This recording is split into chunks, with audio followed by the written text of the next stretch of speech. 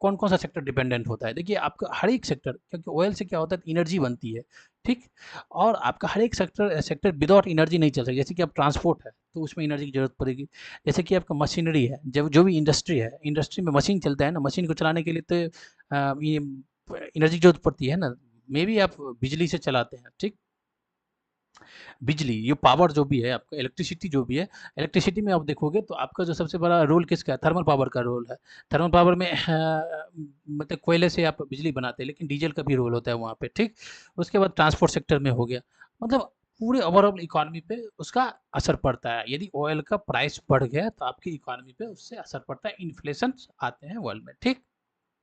लेकिन यहाँ पे दूसरा रास्ता ये होता है कि जैसे ही इस तरह का सिचुएशन आता है, जो ओपेक कंट्री है ना, वो क्या करते हैं, ऑयल सप्लाई को बढ़ा देते हैं, ठीक। जैसे कि मान लीजिए सऊदी अरेबिया अभी 500 बैरल डेली निकाल रहा है, तो जैसे ही अभी इधर चौक हो जाएगा तो वो क्या करेगा, 500 से उसको 700 बढ़ा देगा, ठीक।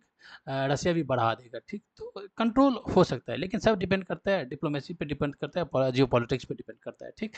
अब देखिए ये पर्शियन गल्फ हो गया।